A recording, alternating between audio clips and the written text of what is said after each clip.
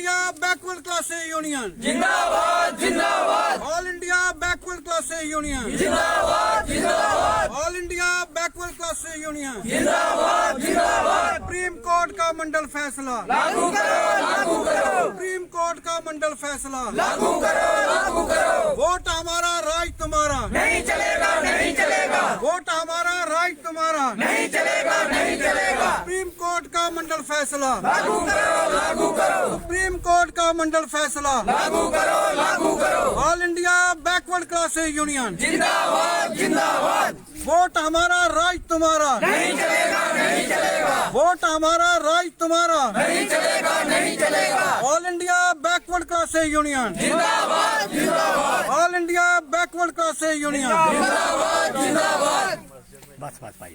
आज का कार्यक्रम all India backward classes union की तरफ से ग्राम एला पारक ब्लॉक पौनी में किया गया है।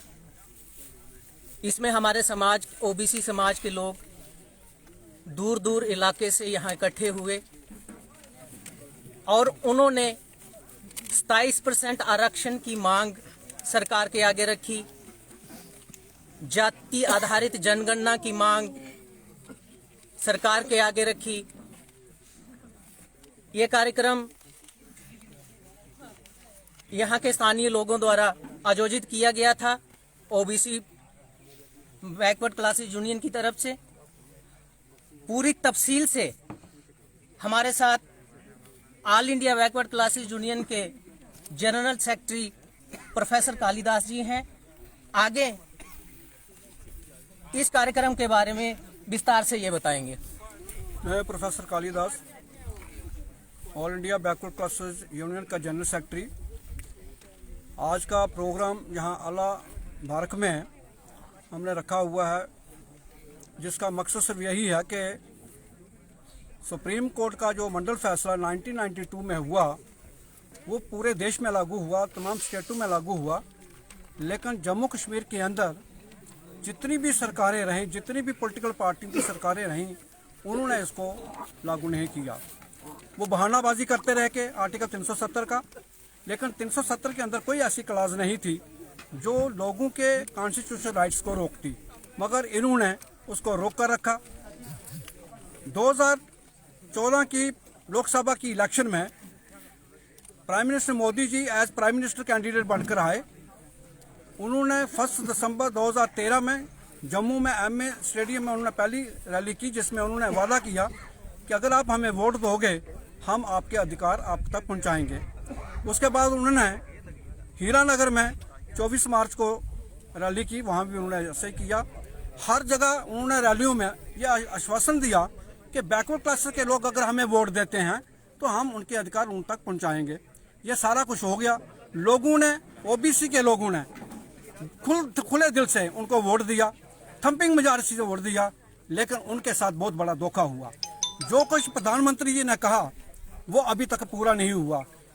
370 5 अगस्त 2019 को इसकी एब्रोगेशन हो गई, लेकिन अफसोस की बात है कि देश का होम मिनिस्टर लोकसभा के अंदर फ्लोर पर यह स्टेटमेंट दे रहा है कि आर्टिकल 370 की एब्रोगेशन के बाद जम्मू कश्मीर के 52% लोगों को सबसे ज्यादा फायदा होगा। लेकिन अफसोस है कि जो बिल पास किया जा रहा था उस बिल के पेज 42 सीरियल नंबर 7 पर यह साफ लिखा हुआ है कि लोगों को, ओबीसी के लोगों को रिजर्वेशन जो है वो 2004 के एक्ट के तहत ही मिलेगी। यानी ये एक्ट जो गुपकार ग्रुप ने बनाया, जो कांग्रेस, एनसी, पीडीपी या दूसरी रूलिंग पार्टी ने 2019 से पहले बनाया, उसी पर समझौता बीजेपी सरकार ने किया। इसका मतलब है जो गुपकार ग्रुप है या बीजेपी ये गुपकार ग्रुप है, ये दोनों मिले हुए हैं। नहीं तो अगर ये नहीं मिले होते तो इसकी पॉलिसी बीजेपी की अलग होती। जो 2004 की पॉलिसी है वो तो एनसी की थी, वो तो कांग्रेस की थी, वो तो पीडीपी की थी, तो फिर आपने उसी को करना, उसको इम्प्लीमेंट क्यों किया? इसका मतलब है कि दोनों ग्रुप जो हैं ये म्यूचुअल अंडरस्टैंडिंग रखते हैं और इन दोनों ग्रुपों को ये पता है कि हमने ओबीसी के वोट को हासिल किसी तरह से करना था, क्योंकि सरकार जो है वो ओबीसी के वोट से मिलती है। हम इस जगह पर प्रोग्राम इसलिए करने आए कि हम हर जगह जाकर अपने ओबीसी के लोगों को अवेयर करें कि हमारे साथ धोखा हो रहा है। हमारा 27% जो कोटा है वो इस तरह जिस तरह रेवड़ियाँ बांटी जाती हैं, वो एरिया के नाम पर दिया जाता है, पहाड़ी लैंग्वेज के नाम पर दिया जाता है। एरिया और लैंग्वेज के नाम पर जो रिजर्वेशन है वो किसी स्टेट में नहीं है, पूरे देश में नहीं है, ये इलीगल है, ये कॉन्स्टिट्यूशन में नहीं आती है।